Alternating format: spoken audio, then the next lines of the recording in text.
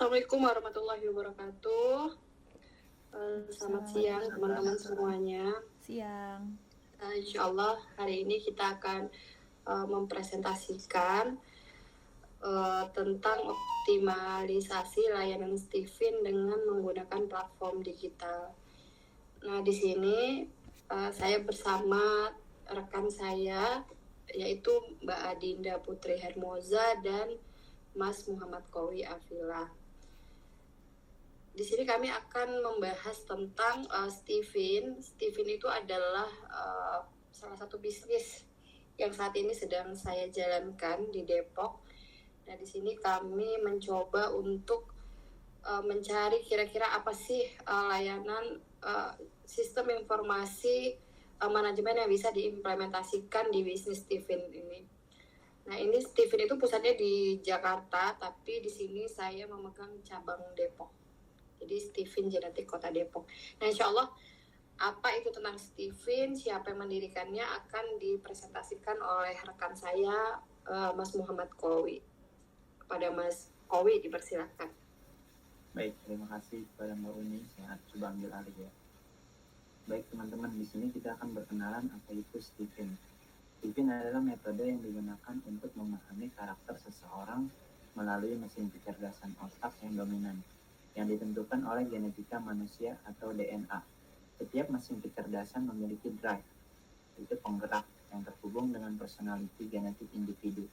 Identifikasi mesin kecerdasan ini dilakukan melalui tes Stephen, yang berbeda dari tes psikologis atau sidik jari lainnya karena bersifat tetap dan memiliki sudut pandang yang lebih luas.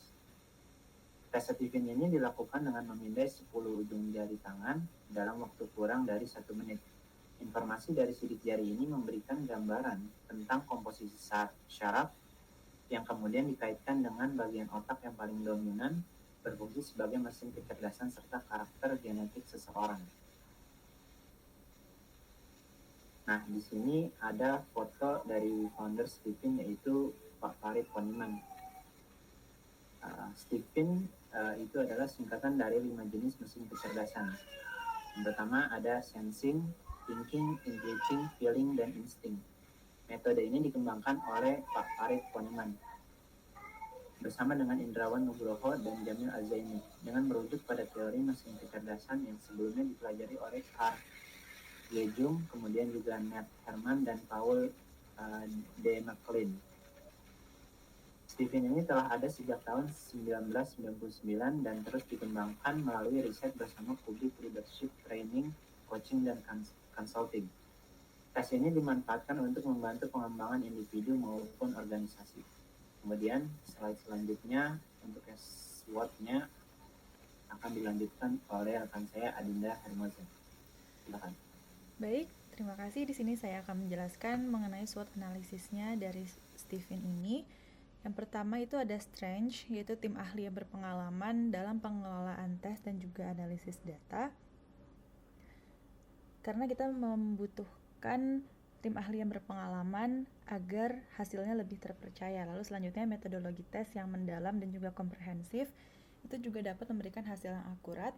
Selanjutnya data yang dihasilkan dapat digunakan untuk pengembangan diri individu maupun organisasi. Layanan konsultasi yang personal dan sesuai dengan kebutuhan klien, dan yang terakhir, reputasi yang baik di kalangan pengguna sebelumnya itu dapat membangun kepercayaan untuk klien setelahnya. Selanjutnya weakness. Yang pertama, ketergantungan pada teknologi dan juga perangkat lunak yang mungkin memerlukan pembaruan secara berkala, biaya layanan yang mungkin dianggap tinggi oleh segmen pasar tertentu, kurangnya kesadaran masyarakat umum tentang pentingnya tes potensi individu, dan yang terakhir, adanya pesaing yang menawarkan jasa serupa itu dapat mengurangi pangsa pasar. Yang ketiga, opportunities atau peluang. Poin yang pertama yaitu peningkatan minat individu dan juga organisasi terhadap pengembangan diri dan juga peningkatan kinerja. Lalu yang kedua, kemitraan dengan institusi pendidikan dan perusahaan untuk memperluas jangkauan layanan. Yang ketiga, peluang untuk mengembangkan produk digital atau aplikasi terkait dengan tes dan juga konsultasi.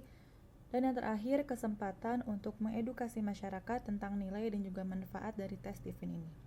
Lalu yang terakhir, threats atau ancaman. Yang pertama, persaingan dari perusahaan lain. yang menawarkan layanan serupa dengan harga yang lebih kompetitif. Selanjutnya, perubahan regulasi yang dapat mempengaruhi cara layanan itu dapat dijalankan. Skeptisisme masyarakat terhadap efektivitas tes dan juga layanan konsultasi. Dan yang terakhir, perkembangan teknologi yang cepat dapat membuat metode yang ada menjadi usang jika tidak diadaptasi atau diperbaharui. Selanjutnya, hasil dari analisis tersebut akan dijelaskan oleh Uni Dewi. Baik, terima kasih Mbak Adinda. Adapun hasil analisis terhadap bisnis Tiffin ada 4 poin. Yang pertama adalah bagaimana caranya konsultan itu bisa mengakses jadwal konsultasi mereka, bisa melihat data pelanggan dan membuat pelanggan memberikan feedback setelah sesi konsultasi. Poin kedua, bagaimana caranya calon pelanggan itu dapat memilih jenis tes Tiffin, memilih waktu konsultasinya, dan melakukan pembayaran secara online. Poin ketiga adalah bagaimana caranya untuk membuat laporan detail mengenai kinerja konsultan, tingkat kepuasan pelanggan, dan tren permintaan layanan. Yang terakhir, bagaimana caranya manajemen dapat memantau kinerja tim dan apakah platform yang bisa membantu manajemen untuk saling berkomunikasi. Nah, di sini kami dari analisis tadi kami mencoba mengimplementasikan seperti websitenya Halodoc gitu. Jadi ini adalah contoh referensi website. Jadi dari website Halodoc ini kami mencoba untuk mengembangkan platform digital Tiffin.